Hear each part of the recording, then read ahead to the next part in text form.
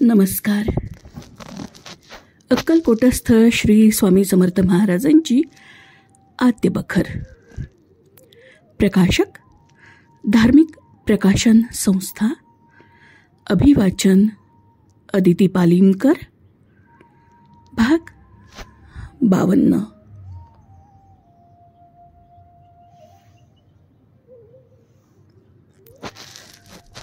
श्री स्वामी समर्थ. जय जय स्वामी समर्थ. श्री स्वामी समर्थ. स्वामी सुतांना देवाज्ञा झाल्याबद्दल तार अक्कलकोटाला आली. महाराजांच्या पुढे तारेचं पाकीट ठेवलं. त्यांनी काकूबाई म्हणजे स्वामी सुतांच्या माते पुढे ते ठेवायला सांगितलं. महाराज भंडार खाण्यात होते. ते त्या दिवशी विपरीत लीला दाखवत होते. पलंगावरून धाडकन भुईवर अंग टाकून कपाळास हात लावून महाराज भुईवर बसले. नंतर तेथून ओसरीवर गेले. मग ओंडकराच्या वाड्यात गेले. ओंडकर महाराजास म्हणाले, महाराज स्नान करता ना? होय म्हणून महाराज स्नान करून बसले. अंग पुसलं नाही. आपल्या हातानेच भस्म घेऊन अंगास लावलं. गंध लावेना झाले. आरती ओवाळू देईनात. याप्रमाणे महाराजांची त्या दिवशी चंचल वृत्ती होती. तार कोणी काकूबाईस वाचून दाखवली नाही. तारेचा अर्थ उघडच होता. काकूबाई अत्यंत शोक करू लागल्या. मुंबईत जाण्यास महाराजांजवळ आज्ञा मागू लागल्या. महाराज आज्ञा देईनात. माझी माय, तू जाऊ नको. तुला जाऊन काय करायचंय अशी महाराज समजूत घालीत. आईची माया विलक्षण आहे. काकूबाई एक वार मुंबईस जाऊन परत आल्या व महाराजांजवळ फार शोक करत बसल्या. महाराज नानांप्रमाणे त्यांचे शांतवन करू लागले. काकूबाई म्हणाल्या, महाराज, स्वामीसूत तुमच्या पदरात टाकले असताना त्यास कसे हो जाऊ दिले? महाराजांनी उत्तर दिलं, पेटीत घालून आणण्यास सांगितलं असता आला नाही. मग मी काय करू? मी तुमचा लेक आहे ना, रडू नका. त्यास चांगल्या जागेवर पाठवलाय वगैरे गोष्टी सांगून महाराज समजूत घालीत आणि वारंवार काकूबाई सुतकी असता त्यास कवटाळून पोटाशी धरीत. याप्रमाणे प्राकृत जणांप्रमाणे परब्रह्म सद्गुरू मूर्तिमाय स्वामी समर्थ यांनी मायाजालाने शोकाग्नीत होरपळत असलेल्या आपल्या शिष्यमातेचे 8-15 दिवस सतत शांतवन केले. पुढे महाराज रोज मोर पाखरा हो अशा शब्दांनी मोठमोठ्या किंकाळ्या मारत. महाराजांच्या या ओरडण्याचा अर्थ कुणास कळेना. खासबागेतून मोर आणून महाराजांपुढे उभा केला असताना त्याचकडे महाराजांनी पाहिलेही नाही. यावरून महाराजांचे मोरपाखरू निराळेच असावे असा सर्वत्रांचा समज झाला. पण ते कोणते याचा मात्र तर्क होईना. मोर पाखरा म्हणून वर लिहिल्याप्रमाणे किंकाळ्या मारण्याचा रोजक्रम सुरूच होता. पुढे महाराज काकूबाईंना विचारू लागले, आम्ही मागू त्या आम्हास द्याल काय? आता माझं जवळ काय मागता? म्हणून काकूबाईंनी महाराजांना विचारलं असताना, आमची पाऱ्याची वीट आम्हास आणून द्या म्हणून महाराज म्हणाले. काकूबाईंना काही अर्थ कळेना. पाऱ्याची वीट कोठून आणू? चोरी करून आणू अथवा एखाद्या विटेवर पारा लावून आणू? म्हणून महाराजच काकूबाई म्हणू लागल्या, महाराज काही स्पष्ट अर्थ सांगेच नात आणि आपली लपवून ठेवलेली वीट घेऊन ये म्हणून काकूबाईंच्या मागे तगादा करू लागले.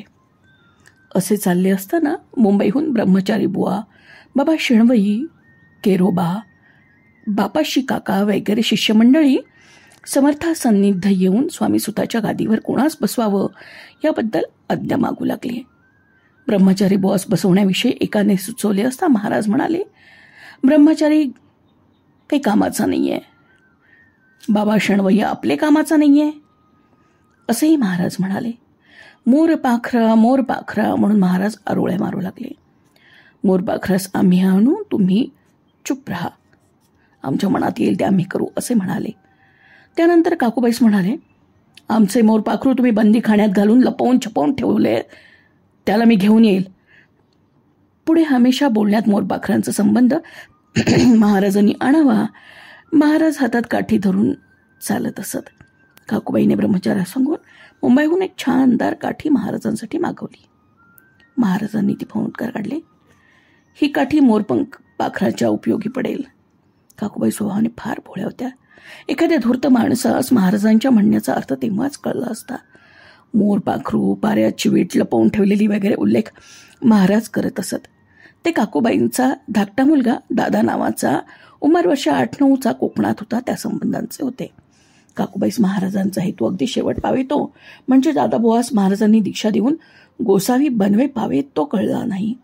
असे झाले म्हणून बरे झाले, नाहीतर काकूबाईंनी आपल्या चिमुकल्या बाळास महाराजांसमोर मुळीच येऊ दिले नसते.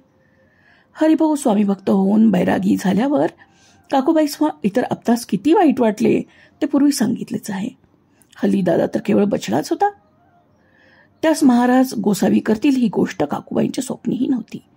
त्यांना या गोष्टीचा थोडा तरी सुखावा लागला तर दादास महाराजांजवळ त्यांनी आणला नसता. एवढंच नाही तर आपणही अक्कलकोट सोडून कोकणात जाऊन आपल्या स्वस्थ राहिल्या असत्या.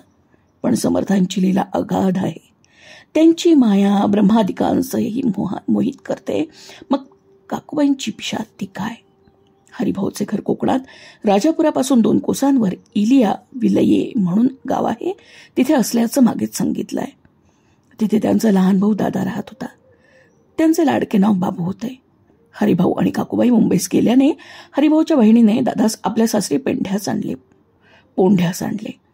तिथे दादाची प्रकृती बिघडून तो फार क्रोश होत चालला. बहिणीने कारण पुसता तात्यास भेटावेसे वाटते असे दादा म्हणाला.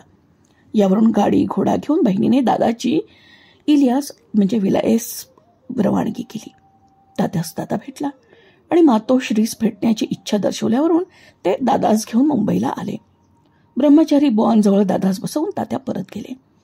इकडे अक्कलकोटास समर्थांनी दादा आल्याचे जाणले. नानासाहेब केसकर यास महाराज म्हणाले, आम्हास धोंडे द्या हो.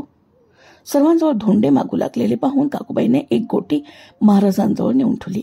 महाराज रागावून म्हणाले, इतका ओरडतो कळत नाही. कुंभारास सांगून पायाचे पायपोस लावून द्या. मुंबईस पत्र लिहिल्यावरून ब्रह्मचारी बुवांनी पादुका अक्कलकोटास पाठवून दिल्या. त्याच वेळेस ब्रह्मचारी बुवांनी दादाबुवाची रवानगी अक्कलकोटास करून दिली. फार दिवसांनी भेटलेल्या आपल्याला आवडत्या बाबूस पाहून काकूबाईस फार आनंद झाला. प्रेमानं आलिंगन देऊन वारंवार चुंबन घेऊन बाळास नाव घातलं आणि मोठ्या आनंदानं त्यास महाराजांच्या चरणावर घालण्यास घेऊन गेली. महाराजांची स्वारी शिदोऱ्यांच्या घरात होती.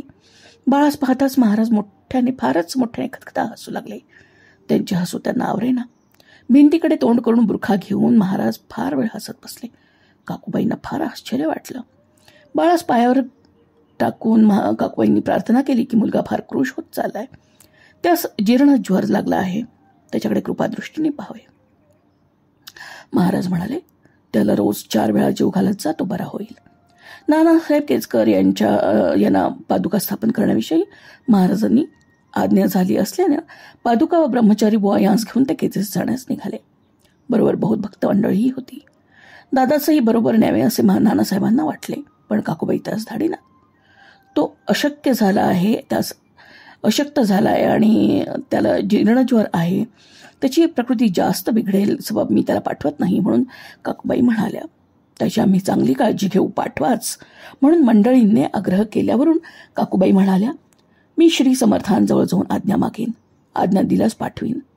त्याप्रमाणे बाबूस बरोबर घेऊन त्या श्री स्वामी समर्थ थडगे बागेत होते तर तिथे ते गेल्या.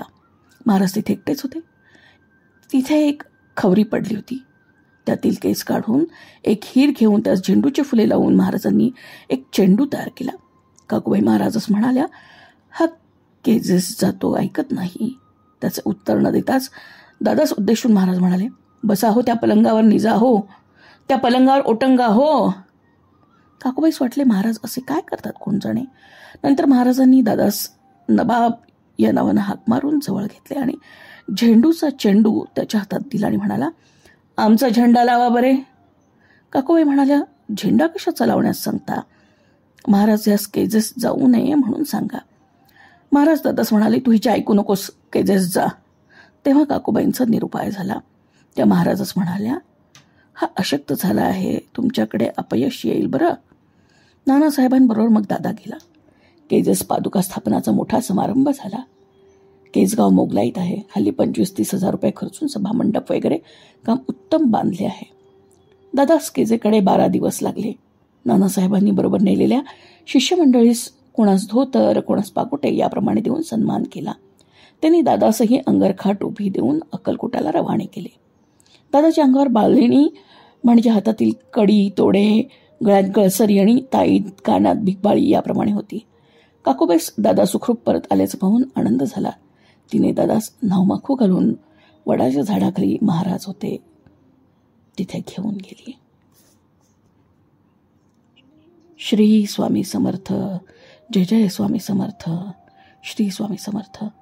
अक्कलकोटस्थ श्री स्वामी समर्थ महाराजांची आद्य बखर भाग 52 पूर्ण. क्रमशः. धन्यवाद.